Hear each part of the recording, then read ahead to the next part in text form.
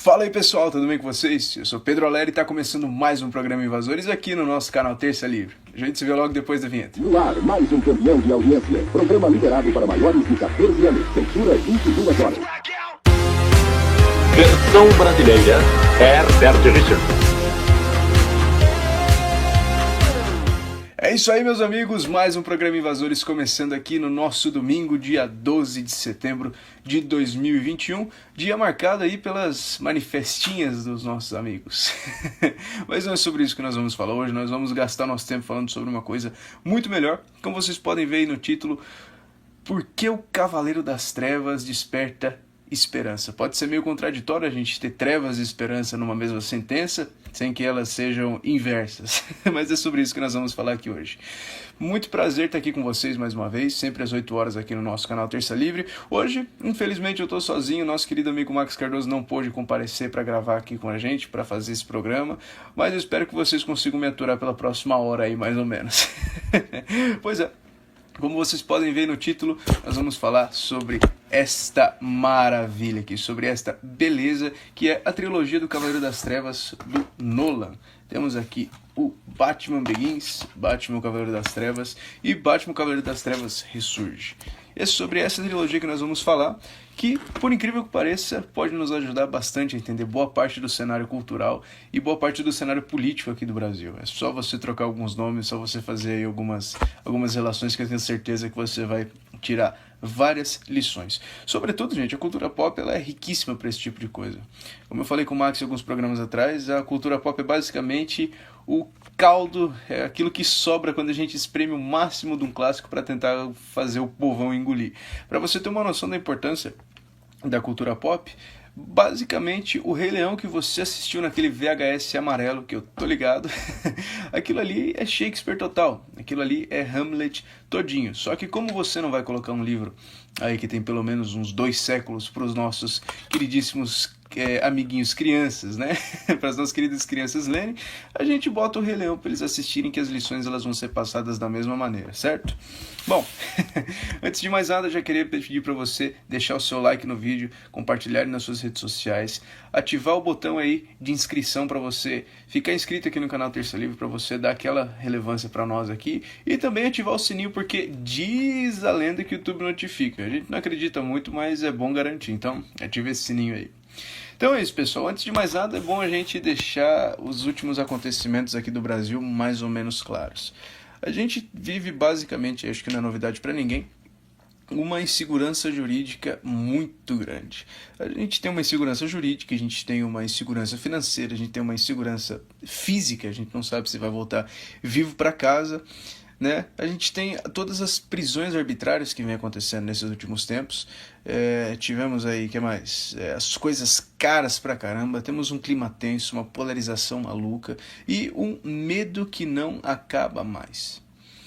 O povo brasileiro hoje ele vive com um certo medo, que eu acho que nunca viveu em toda a nossa história da República. Pode até ter vivido, mas eu acho que não nessa intensidade e não com esses agentes atuando. E o medo, gente, ele é basicamente tudo aquilo que envolve o nosso imaginário, o nosso cenário cultural atualmente, né, por conta de todas essas inseguranças, e é aí que entra a nossa boa referência de hoje, que é o Batman Begins, o primeiro filme da nossa trilogia. Ele vai falar justamente sobre medo, como é que o medo ele pode gerar um herói, como é que das trevas pode nascer um herói. Então, é muito interessante que o próprio vilão, um dos vilões desse filme, que é o Espantalho, a função dele é dar medo nas pessoas. E o medo gera desespero, e o desespero vai gerando várias outras coisas que a gente vai ver ao longo do vídeo. Mas enfim, vamos parar para dar uma comparada em como é que nasce o Batman, qual que é o caldo cultural ali da cidade de Gotham e qual é o caldo cultural do Brasil. Basicamente, se você reduzir o país Brasil a status de cidade, a gente vai ter Gotham City. Porque a gente tem todo aquele caldo cultural que é basicamente o mesmo que o nosso. Uma corrupção desgraçada, os preços das coisas elevados, uma criminalidade altíssima, os juízes sendo comprados, as sentenças sendo distribuídas, enfim, a máfia dominando tudo, crime organizado. Pô, Brasil. Vocês imaginem o Brasil, como eu disse, rebaixado a status de cidade. Então, a gente tem tudo isso acontecendo ao mesmo tempo, e a gente tem uma população que vai ficando cada vez mais com medo de uma forma completamente natural. Afinal, mais uma vez, a gente não sabe se vai voltar vivo para casa aqui no Brasil, e em Gotham estava acontecendo a mesma coisa. Então, é todo esse caldo cultural que vai fazer com que a população tenha um clamor assim completamente natural, e eu digo que até necessário, por uma figura messiânica, por um salvador. Mas aí que a gente tem um pequeno problema. A nossa cultura, principalmente aqui no Brasil, a gente tende a elevar personagens, a gente tende a gostar de pessoas. O Sr. Sepúlveda estava me explicando uma vez, um abraço, Sr. Sepúlveda, estou com muita saudade do senhor, que diferente do americano, o brasileiro ele costuma gostar mais das pessoas do que dos cargos. Por exemplo, nos Estados Unidos, as pessoas gostam do Trump, muitas vezes não por ser o Donald Trump, mas por ele ser o presidente dos Estados Unidos. Então você tem toda uma questão de respeito, você tem toda, enfim, uma questão de liturgia do cargo e todas essas coisas. Agora, aqui no Brasil, nós gostamos das pessoas. Ou seja, nós gostávamos, por exemplo, do Getúlio Vargas porque ele era o Vargas. Nós gostávamos do Lula aqui no Brasil porque ele era o Lula. E nós gostamos do Bolsonaro hoje porque ele é o Bolsonaro. Então, o presidente nos Estados Unidos, por exemplo, poderia ser o Satanás da Silva, que numa situação de guerra eles iam ficar do lado do presidente por ele ser o presidente. Agora, aqui no Brasil, independente da função, independente do cargo, nós nos apegamos muito à pessoa. E isso se deve basicamente porque nós tivemos um passado imperial. E a figura do imperador, é interessante a gente ressaltar, que ela é justamente isso, é condensar a vontade popular dentro de uma pessoa só. Só que isso, na atual circunstância que a gente tem aqui no Brasil, no cenário atual, tem sido muito prejudicial. Porque nós acabamos, por mais ou menos, que terceirizar a responsabilidade. Ou seja, a gente delega a nossa função para as pessoas que nós gostamos. Foi assim com o Lula, foi assim com o Bolsonaro, foi assim com o Vargas, e vai ser assim até a gente tomar vergonha na cara. Então, vocês vejam que a situação de Gotham e a situação do Brasil é mais ou menos a mesma. A gente tem uma cidade e um país todo destruído por conta das nossas próprias ações, e justamente porque nós produzimos esse caldo cultural, nós somos fracos para não conseguir bater de frente com o sistema que nós mesmos criamos. Ou seja, é basicamente como se a gente fosse tomar veneno, a gente toma lá dosezinhas de veneno todo dia, e tentasse encarar uma luta, por exemplo. A gente não vai conseguir porque nós estamos envenenados com o veneno que nós mesmos tomamos. E aí a gente teria que botar alguém para lutar no nosso lugar. E é basicamente isso que aconteceu no Brasil e aconteceu em Gotham. A gente tem então todo esse caldeirão de chorume e a gente quer que alguma coisa boa saia dali, porque nós mesmos não conseguimos fazer a nossa vontade valer. E aí que tá. Um herói, ele basicamente precisa ter ali atributos um pouquinho maiores do que a média para conseguir se destacar e fazer com que os seus valores sejam representados. Ou seja, você precisa ter, no mundo dos quadrinhos, por exemplo, você precisa ter um superpoder ali, uma inteligência acima da média. Só que vamos olhar para a situação que a gente estava. Vocês imaginem só um herói brasileiro, como é que não deveria ser.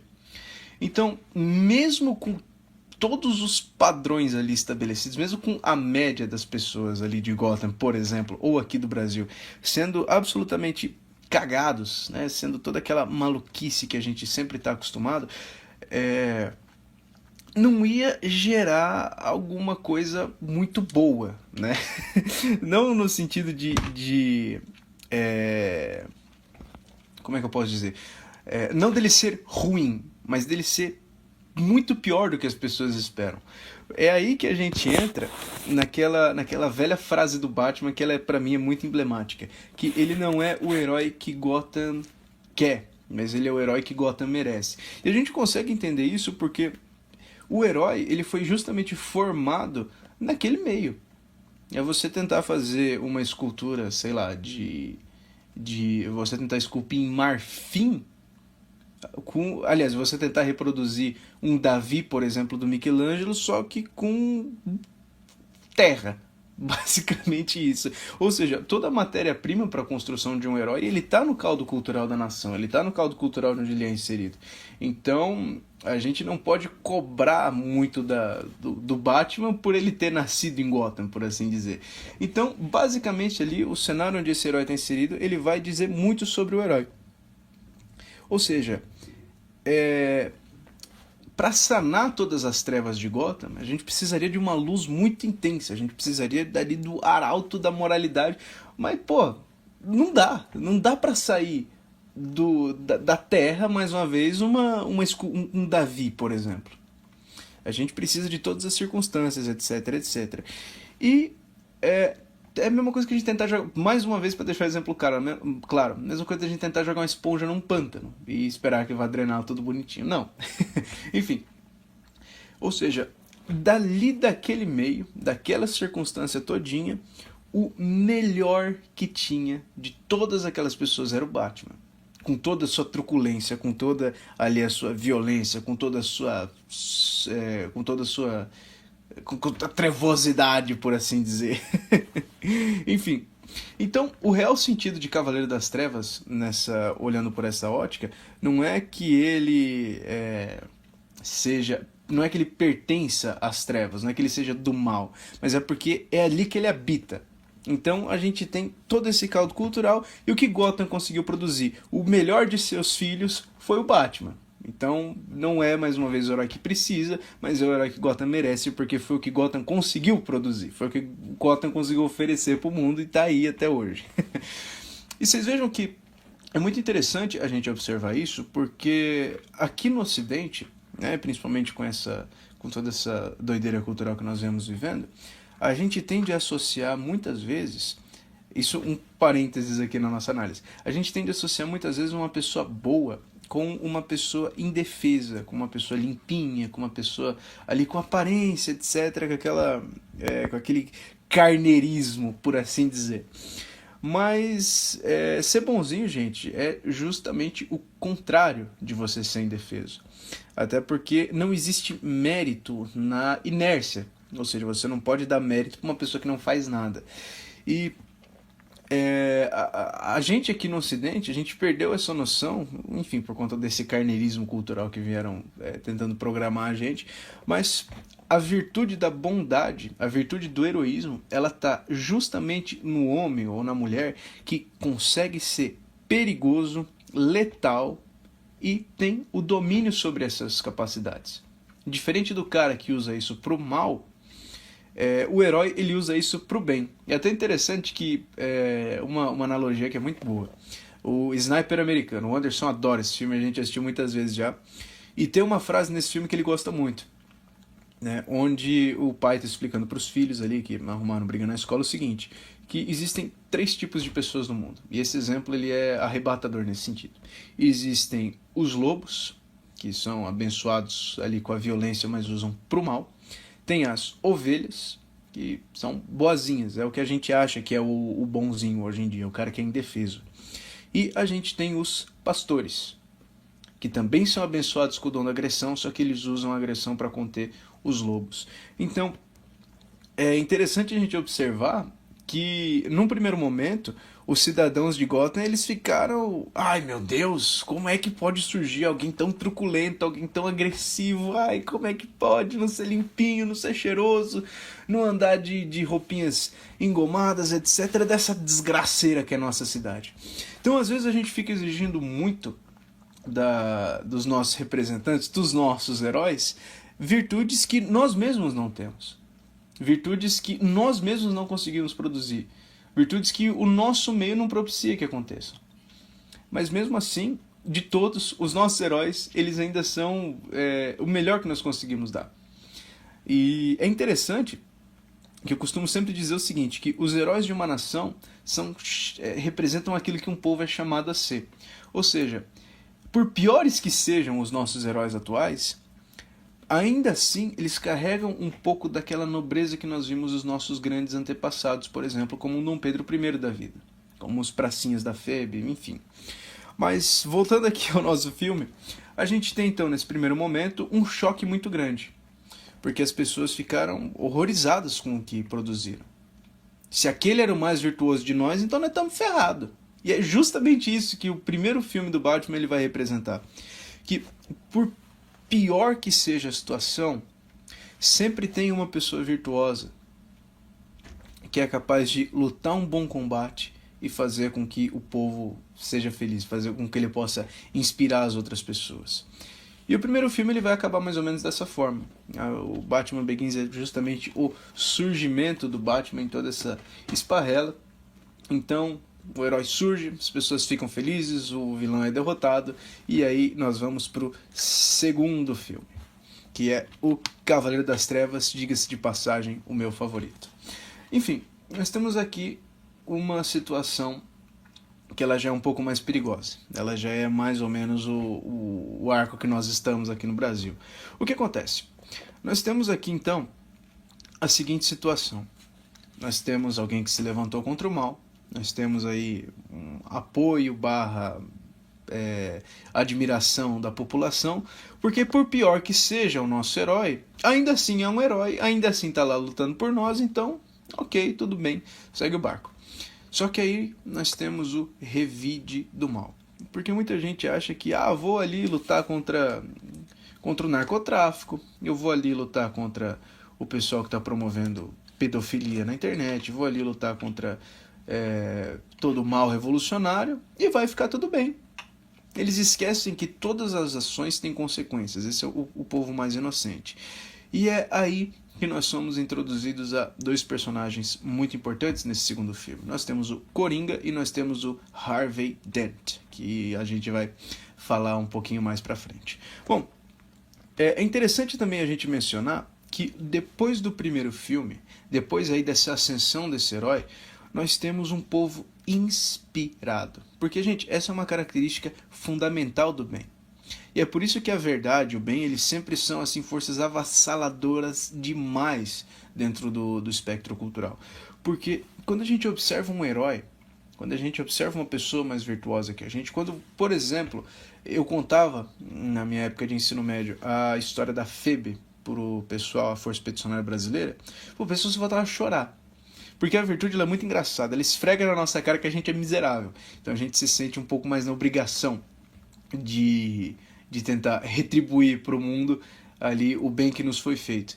E aí o bem ele atua justamente dessa forma, ele inspira as pessoas, ele desperta as pessoas, ele atrai as pessoas. E é por isso que o bem e as pessoas que representam essas inspirações para o povo são tão perigosas para qualquer tipo de plano revolucionário. Assim, qualquer tipo de plano revolucionário mesmo. E é aí que a gente começa o nosso conflito. E o conflito é o seguinte: como o bem inspira as pessoas, a gente tem um povo de Gotham mais disposto a lutar contra os próprios demônios e é disposto a lutar contra os demônios externos. Ou seja, a gente já não tem mais aquela corrupção toda sistêmica que a gente tinha, a gente tem um crime sendo mais melhor combatido em Gotham, a gente tem policiais mais corajosos, e no meio de toda essa galera, no meio desse novo caldo cultural que foi gerado, agora com pessoas um pouco mais responsáveis, com pessoas um pouco mais combativas com o mal, a gente tem o Harvey Dent, que é o promotor público, o cara que, diferente dos extremismos do Batman, ele tenta resolver as coisas no campo, na letra da lei, né? Ele tenta ser lá o prudente e sofisticado da história. Então a gente tem aí é interessante, gente, como é que as frases elas vão fazendo sentido, como é que os ditados populares não são populares à toa. Tempos difíceis geram homens fortes, e homens fortes geram tempos bons geram homens fracos, e homens fracos geram tempos ruins. Porque depois de toda a mudança cultural que foi feita pelo Batman enfim, em Gotham, a gente tem pessoas se sentindo muito mais confortáveis em agir. Isso é ótimo, isso é muito bom. Só que a gente tem determinadas pessoas, quando esse tipo de coisa acontece, que se sentem num protagonismo absoluto. Que chegaram na guerra com as trincheiras todas cavadas. Que chegaram na guerra com as armas carregadas, com o inimigo apontado, com as bases bem estabelecidas, mas na hora que o pau quebrou, na hora de furar o negócio na unha, ninguém se dispôs. A gente sempre tem esses oportunistas que vão cavando, né, nessa guerra. Mas não era o caso do Harvey Dent a princípio de conversa. E pode não ser muitas vezes o caso das pessoas que acabam entrando nessa guerra inspiradas. Até porque, como eu disse, as pessoas ficam mais inspiradas, elas tendem a entrar na guerra. Tem gente que vai de caso pensado e tem gente que vai por vontade mesmo, como é o caso do Harvey Dent no começo do filme. Mas é interessante a gente sempre apontar ali as relações que tem com o mundo real. E inspirado então pelo Batman, ele vai tentar fazer as coisas do jeito certo, do jeito prudente, do jeito sofisticado, do jeito limpinho, quase que como uma terceira via entre a maluquice dos criminosos e a truculência do Batman. Era ali um meio de fazer justiça da maneira gostosinha, da maneira que o povo queria. Vamos ver que o povo queria, né? Foco nessa frase, querer. Então, a gente tem depois disso um revide do mal, que é aí que entra para mim um dos melhores vilões da história, que é o Coringa. O Coringa nesse filme, ele vai representar justamente a força do caos. O Coringa, ele é um agente do caos. Você vê que ele não tem plano, ele não tem origem, ele não tem nada, ele simplesmente quer ver o circo pegar fogo, como o próprio Alfred diz em uma cena, que tem homens que só querem ver o circo pegar fogo. E é justamente isso que o Coringa vai representar nesse filme. A gente tem, então, por que o caos ele é tão importante na instauração de qualquer processo revolucionário? Porque o caos, o desespero, ele é a falta de fé. E é aí que agora vai casar tudo na sua cabeça. Qual é que é o plano do Coringa? Não é matar o Batman. Porque senão ele vai virar um mártir assim absoluto no momento em que ele morrer. Ele quer desmitificar o Batman, por assim dizer. Tirar o aspecto de mito fundador. Tirar o aspecto de founding father do negócio. Quer tirar a relevância cultural que o Batman teve para fazer com que novas pessoas se levantassem contra o mal. E isso, gente, é um padrão de ação assim muito, muito, muito, muito real. Assim, é cristalino. Vocês vejam que, por exemplo, a teologia da libertação faz. O que faz a teologia da libertação? Eles basicamente tiram toda a sacralidade do cristianismo. Eles tiram todo o aspecto místico do cristianismo, tornando tudo cada vez mais mundano. E por que isso é perigoso? Porque quando você tira todo e qualquer aspecto transcendente, o título de mito é justamente isso. São ações de determinada pessoa que foram tão elevadas que transcenderam a sua própria natureza. É um exemplo de um clássico, por exemplo. Ele não fica restrito àquele tempo específico. Seus atos e relatos eles podem ser usados por gerações e gerações. E aí, quando você tira essa noção de transcendência, você vai secularizando as coisas cada vez mais. Você reduz a discussão. Você não tenta mais procurar um paraíso, por exemplo, no pós-vida. Você tenta construí-lo aqui. E quando as pessoas elas vão perdendo essa noção de transcendente, de que o próprio nosso Senhor Jesus Cristo disse que o reino dele não pertencia a esse mundo, você vai fazendo com que as pessoas fiquem desesperadas. E o desespero, meus amigos, nada mais é do que falta de fé. E quando você tem falta de fé, você não tem mais contato com o transcendente. E aí, meu amigo, aí acaba com tudo. E é basicamente isso que o Coringa representa nesse filme. Ele vai querendo, então, secularizar cada vez mais a sociedade. Ele vai querer fazer com que o Batman perca a relevância que ele teve nesse caldo cultural. E o caos ele é interessante porque ou ele vai te forjar ou ele vai te derreter. O caos ele tem essa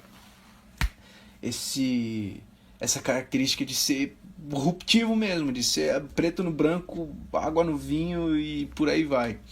E a gente tem justamente esse caso. E o Harvey Dent, ele é justamente o cara que não foi forjado. Ele foi derretido. Diferente do comissário Gordon, por exemplo.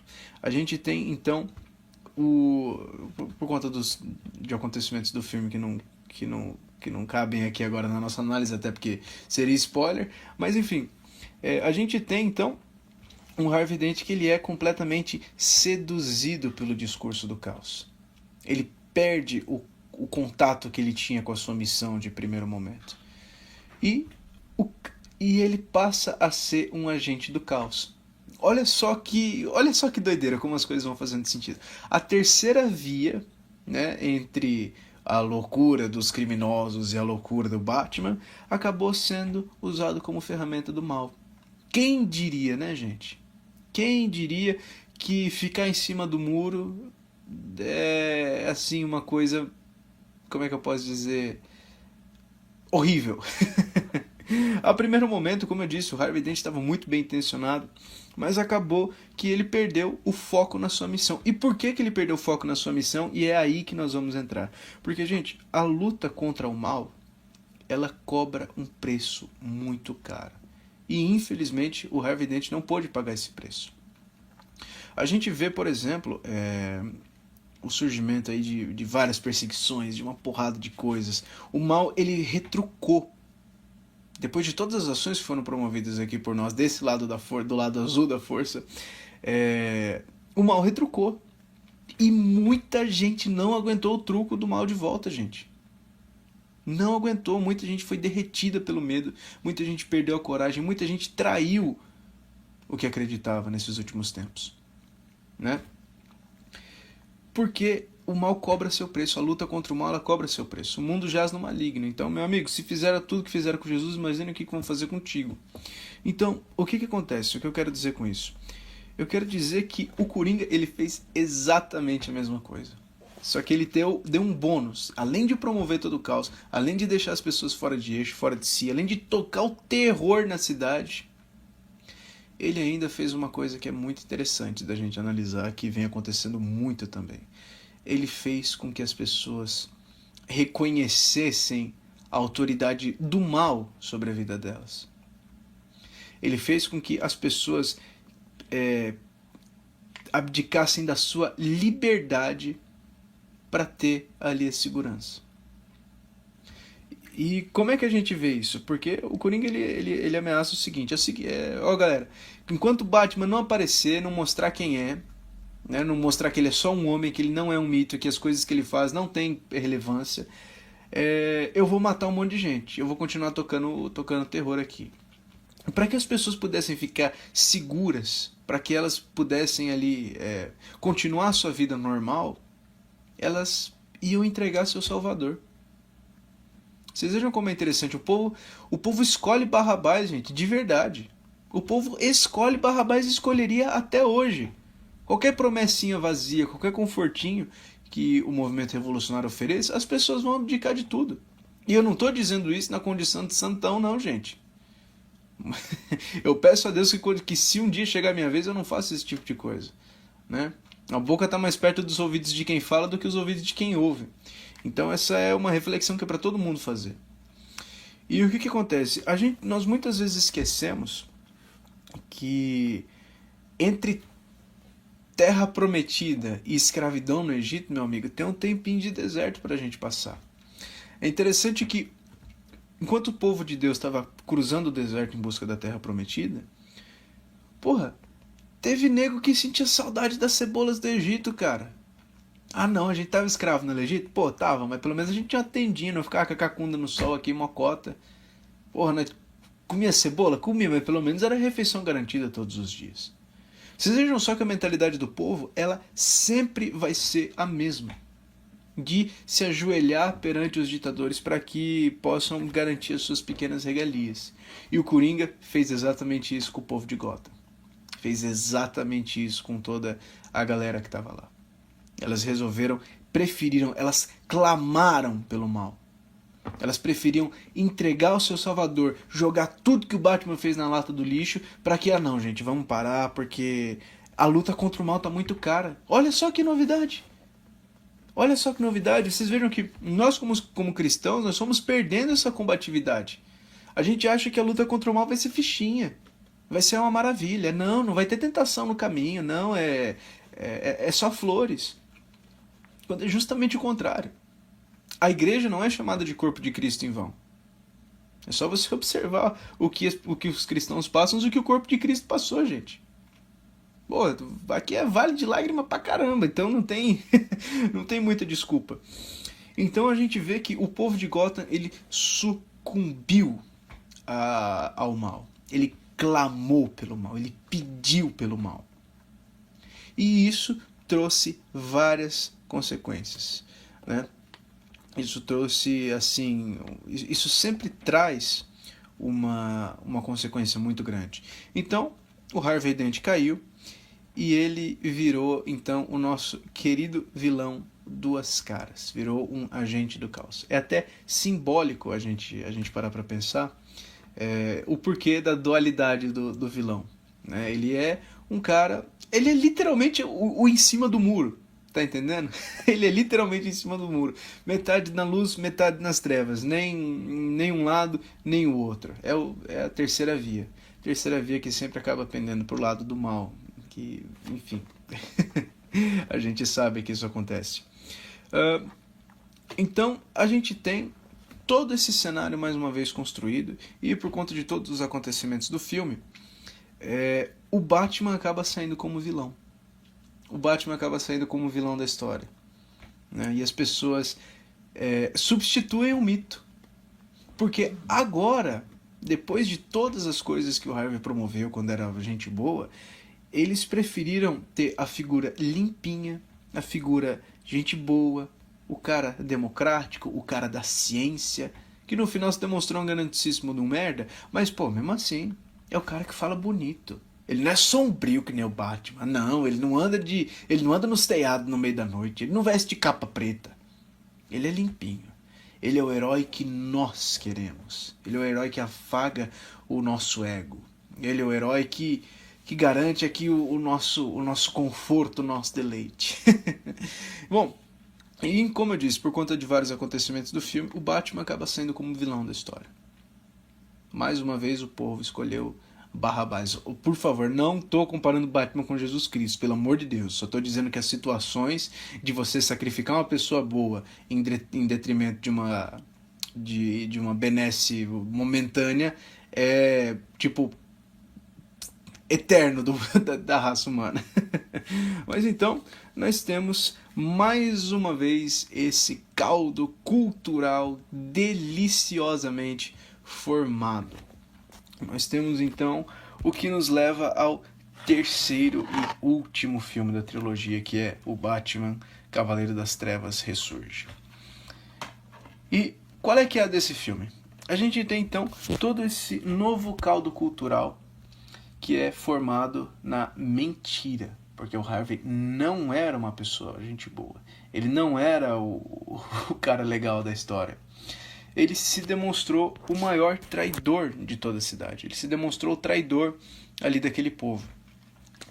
Só que o povo, no seu ego imenso e absoluto, por não admitir que o cara limpinho pudesse errar e o cara das trevas fosse o cara certo, eles resolveram aceitar a mentira. Não, então tá tudo bem. E já que isso aconteceu, nesse terceiro filme, a sociedade então ela se desenvolveu à sombra desse mito. É até interessante que a primeira cena do filme é justamente eles comemorando o feriado dedicado ao Harvey Dent, né? E a gente tem então todo esse mal, toda essa mentira formando essa nova geração, por assim dizer. E o Batman já não se via mais necessário. Não era mais necessário ter um Batman, porque pô, tá todo mundo com seu ego bem afagadinho. Aquele Batman era um extremista, aquele Batman era um maluco. Não, tá doido, né? O Harvey Dent era muito mais democrático, científico, bonito, cheiroso. Então a gente não precisa mais. A cidade tinha o herói que tanto merecia. Aliás, que tanto queria. Guardem bem essa palavra, querer. E é aí que vem o grande problema, que é o grande vilão da história no final, que é o Bane. Gente, cara, o Bane, ele é, assim, o estereótipo completo do revolucionário. É uma maravilha. Eu acho que se tem um filme que é muito anti-revolucionário, é esse aqui, cara. Porque ele mostra certinho como é que se dá o processo revolucionário. Então, ó, até aqui, para vocês entenderem, nós tivemos então as 3 etapas para que se instaure uma ditadura em um país. Nós temos o medo, nós temos o caos e agora, por fim, nós temos a revolução. E é mais ou menos assim que acontece. Vocês podem olhar na história de todos os países que tiveram uma ditadura socialista à sua frente, se não foi mais ou menos esse o processo. E agora a gente tem o Bane. O Bane, ele é o vilão do negócio. Ele é o cara que não tá nem aí com nada. Ele é o cara malvado mesmo, mais malvado do que os outros vilões que que tiveram antes em Gotham. Muito mais maléfico. E aí, o que acontece? O que o Bane encontra? Ele encontra uma sociedade que está baseada numa mentira. E como se já não bastasse a sociedade estar baseada numa mentira, ainda é uma mentira sobre uma pessoa fraca. Sobre uma pessoa que achou que o diálogo ia resolver todas as coisas. Então você tem basicamente uma sociedade de ovelhas. Você tem uma sociedade sem heróis fortes. E por que é interessante para o movimento revolucionário você apagar os heróis no processo de caos? Para que o povo não tenha quem se espelhar. Como a gente sempre diz lá no Zoeira da Tarde, se você não acompanha o Zoeira da Tarde, todos os dias lá na roxinha, que a gente não pode falar o nome aqui no YouTube, porque senão a gente é desmonetizado, enfim, acontece todas as coisas. Mais ou menos ali às 3 e pouco tem o programa Zoeira da Tarde apresentado por mim, pelo Anderson e pelo nosso querido amigo Max Cardoso. A gente fala lá de política, comenta os assuntos do dia, só que de uma forma muito mais contraída. Enfim, todo esse processo, né, a gente fala muito isso lá no Zoeira da Tarde, que, porra, gente, você pega, por exemplo, Dom Pedro I. Cara, se o povo tivesse noção da grandeza daquele homem, a gente não ia ficar pagando pau para Felipe Neto, por exemplo. A gente não ia se contentar com um Zumbi dos Palmares, com um Marighella ou com qualquer outra dessas porcarias que tentem empurrar pra gente. A gente ia honrar um pouquinho mais a terra que a gente vive. Se mais pessoas soubessem o significado dessa bandeira aqui, a gente teria um país um pouquinho mais diferente, a gente teria um pouquinho mais de orgulho. E aí qualquer revolucionário teria um pouquinho mais de trabalho em tentar implementar uma ditadura aqui. Por exemplo, nos Estados Unidos a gente já tem esse prestígio maior com os pais fundadores. Aqui no Brasil a gente não tem. Então é por isso que o primeiro passo para se instaurar uma revolução, assim, um dos primeiros, é você eliminar os heróis nacionais. É você tirar os Batmans da história, as pessoas que se sacrificaram. As pessoas que, mesmo nos tempos de angústia, mesmo nos tempos de trevas, conseguiram ser o melhor de seus tempos. Conseguiram ser os melhores de seu tempo, melhor dizendo. Conseguiram inspirar pessoas para que elas encontrassem o melhor de si mesmas. Então, a gente tem uma Gotham como o Brasil, mais uma vez. Né? Um pouco melhorzinha dos crimes, mas ainda assim carente de heróis nacionais e com mentiras, dando norte moral pro povo. E aí, gente, o Bane, por ser uma força revolucionária, ele tá pouco se cagando para tudo que possa acontecer, pro que vão falar, pro que vão deixar de falar. Ele é a parada bolchevique. Então ele entra, sai distribuindo porrada em todo mundo, e aí o Batman se vê necessário mais uma vez, né? Agora que tem um vilão à altura, né? Agora que tem um mal muito grande, precisa de, mais uma vez, chamar o bobo lá para resolver a situação. E é interessante que, logo nas primeiras cenas, a polícia resolve perseguir o Batman, ao invés de perseguir o Bane.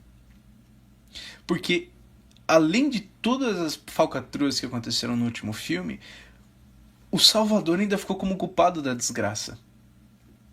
O cara que resolveu a situação saiu como culpado. Ou seja, eles deslocam toda a força policial para perseguir o cara que tinha resolvido a situação no último filme. E deixam o outro vazar. Eles perseguem mais uma vez o bem. Enquanto o vilão escapou, foi embora. Não, pegar o Batman é muito mais importante para conseguir satisfazer os nossos egos. Ah não, aquele ali é um bandidinho menor. Relaxa, a gente pega ele com a nossa prudência e sofisticação. A gente precisa perseguir os extremismos. Ai meu Deus, a gente precisa pegar esses caras. Enfim. Aí a gente tem então todo o conflito, os desenrolares do filme, e resumo da ópera, o Bane instala uma ditadura em Gotham. Ele quebra a espinha do Batman, porque o Batman também já tá velho, bota os prudentes e sofisticados no bolso. Por isso que o professor Olavo sempre fala, gente, liberal é lubrificante de comunista. Liberal abre a porta pro comunista entrar. E é basicamente o que a gente viu nesse filme. Uma sociedade fraca, sem heróis fortes, abrindo a porteira, abrindo as pernas para esse tipo de movimento revolucionário. Cara, é assim, muito interessante da gente observar isso. E aí o que acontece? Com essa ditadura instaurada, adivinha só quais são as primeiras coisas que o Bane faz. Primeiro, arranca as armas de todo mundo, tranca todo o efetivo policial no esgoto, para que a população não tenha direito de se defender. Isso soa familiar? Você acha que tem algum governante aí que tem proposta para desarmar o povo?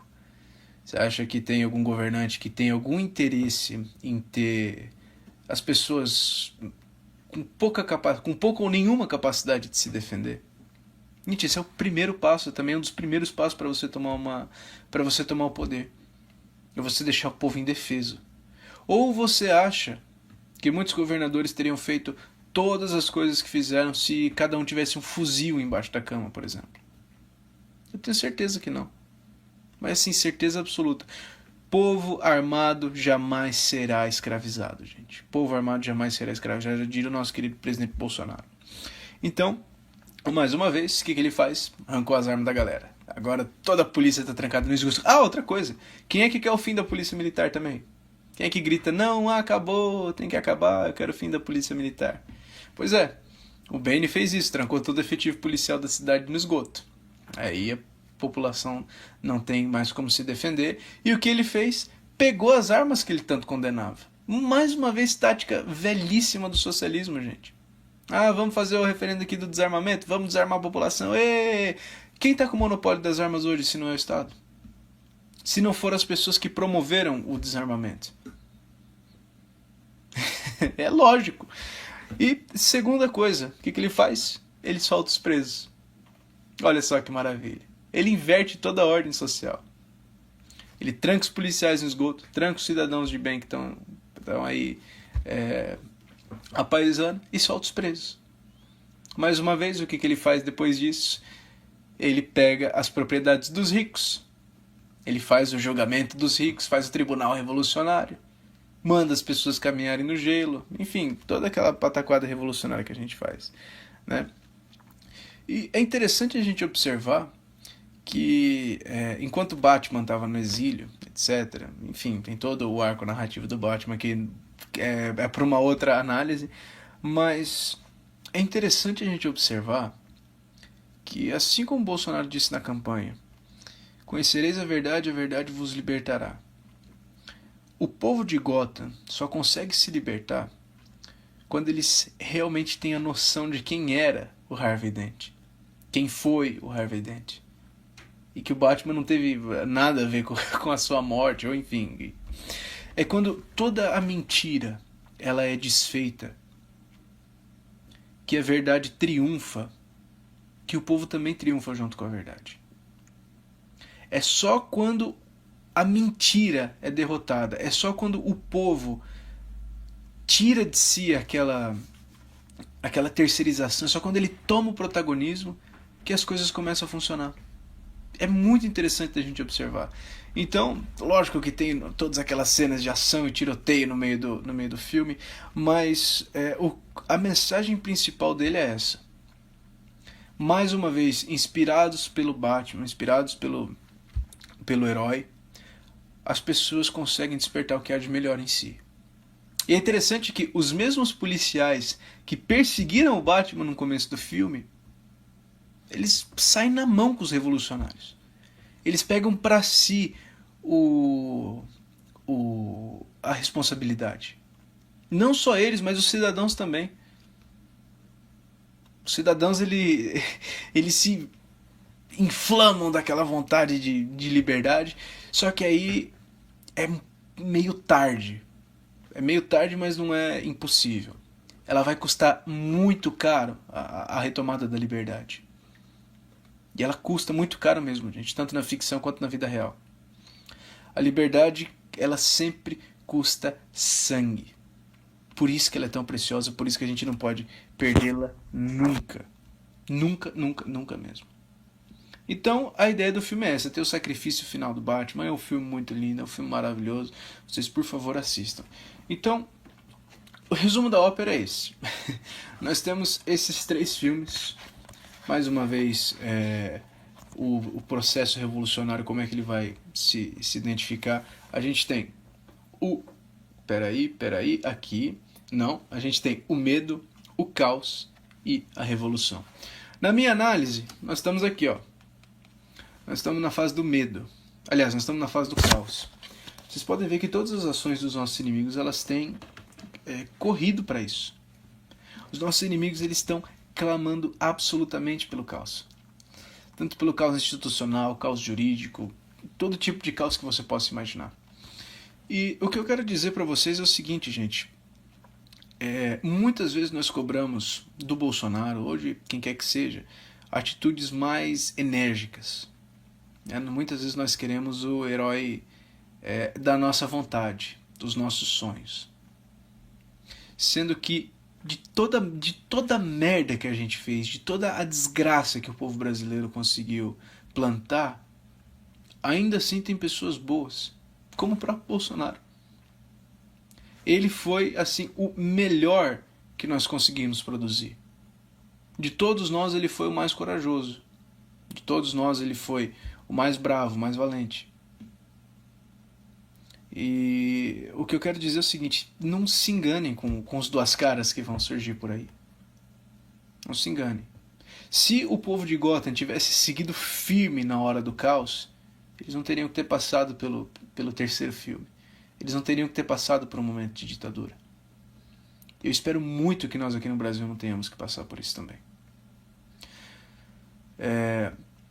Muitas vezes nós ficamos aí meio decepcionados, principalmente com aquela carta. Como eu já falei no Zoeira da Tarde, eu particularmente não gostei, mas é o que nós temos para hoje, gente. É o que nós merecemos. O povo brasileiro, assim como o povo de Gotham, não vai melhorar enquanto não colher tudo aquilo que plantou. O povo de Gotham colheu até a última coisa que foi plantada. E com o brasileiro vai ser exatamente a mesma coisa. Com o brasileiro vai ser a mesma coisa. Só que nós ainda temos um pouquinho de tempo até que isso aconteça. Nós ainda conseguimos mudar, assim, de uma forma um pouquinho mais fácil. Nós temos, assim, um potencial que vocês nem imaginam. O povo brasileiro é um povo muito bom, apesar de todas as coisas que a gente vê. Então, dá uma olhada só nos países vizinhos, gente. Não tá muito difícil de ver quem é que tá do lado certo. Só vocês olharem as manifestações de hoje. Quem estava junto com quem. Só vocês darem uma olhada de verdade. Não existe outra alternativa. Não existe outra alternativa. E quem disser que existe, quem vier com saída fácil, gente, tá mentindo pra você. Quem vier com saída fácil tá na mesma situação do que o Harvey Dent estava, ou de todos os outros falsos heróis que surgiram no meio também. Tá surfando na onda de alguém que verdadeiramente se sacrificou. Tá surfando na onda de alguém que verdadeiramente abdicou de muita coisa para tentar te vender uma solução fácil. Aí não tem mudança. Aí não tem herói que ter jeito. Aí não tem terceirização de responsabilidade. Aí, meu amigo, é só na base da porrada que é pra acordar essa gente. E eu não quero que isso aconteça aqui no Brasil. Eu realmente não quero. E pra deixar uma palavra um pouco mais esperançosa aqui pra vocês, respondendo a pergunta do nosso título, como o Cavaleiro das Trevas pode inspirar esperança, o que acontece é o seguinte. Muitas vezes disfarçado de tragédia humana, vem o triunfo divino. Pois vocês parem só para pensar, quem é que diria, quem em sã consciência diria, que o Salvador da humanidade, nosso Senhor Jesus Cristo, nasceria numa manjedoura. Assim, Um lugar que só tem animal, só tem bicho, só tem... Enfim, quem diria? Quem diria que no escuro absoluto, no frio, na miséria, ia nascer a maior esperança da humanidade? Vocês vejam que, mais uma vez, os primeiros cristãos, conforme o tempo foi passando, eles pegaram o maior símbolo de humilhação, o maior símbolo de morte da época, que era a cruz, e conseguiram transformar num símbolo de esperança. Isso é maluquice, gente. Através da morte você tem a vida. É doideira de se imaginar. A gente não consegue computar esse tipo de coisa. E com os últimos acontecimentos que eu tenho visto, eu tenho assim uma certeza muito forte que nós vamos fazer exatamente a mesma coisa com a nossa bandeira.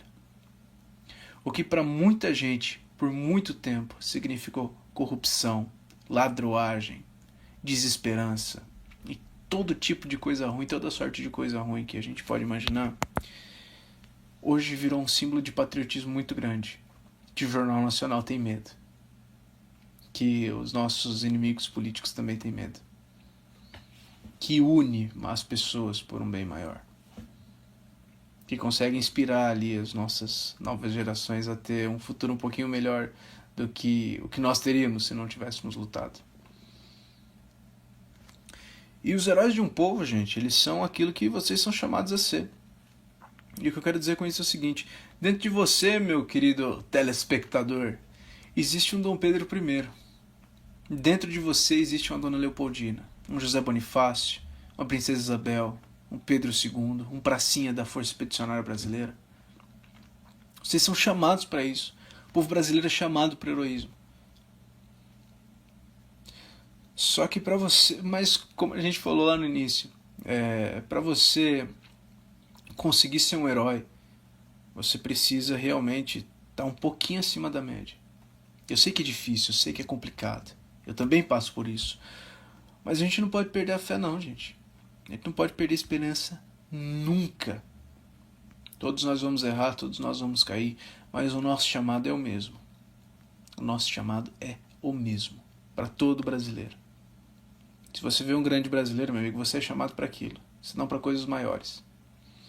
Só que, mais uma vez, a gente precisa educar a nossa vontade, a gente precisa se ligar com o transcendente, a gente precisa fazer ali as nossas orações todos os dias.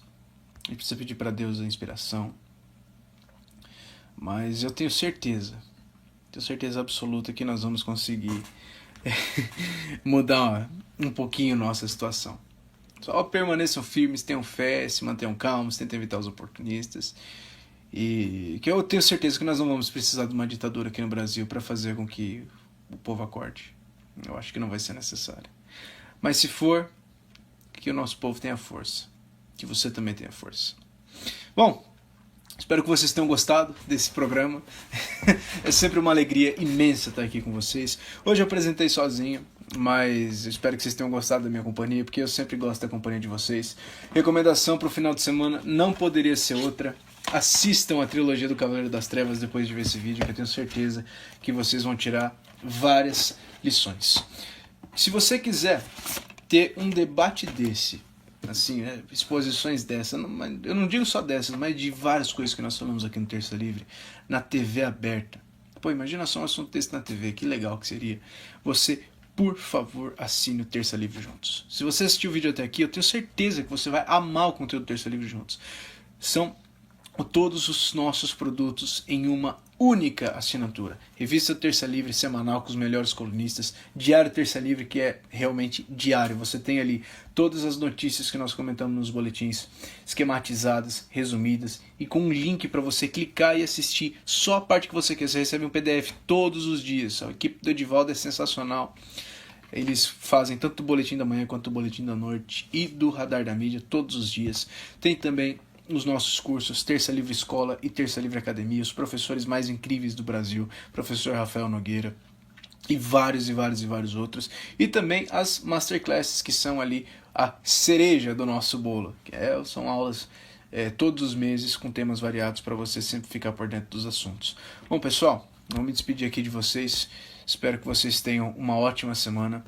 já deixa aqui o seu like, deixa a sua inscrição, faça a assinatura no Terça Livre Juntos para que a gente possa crescer e dar para as pessoas mais carentes do Brasil essa informação que você de casa tem.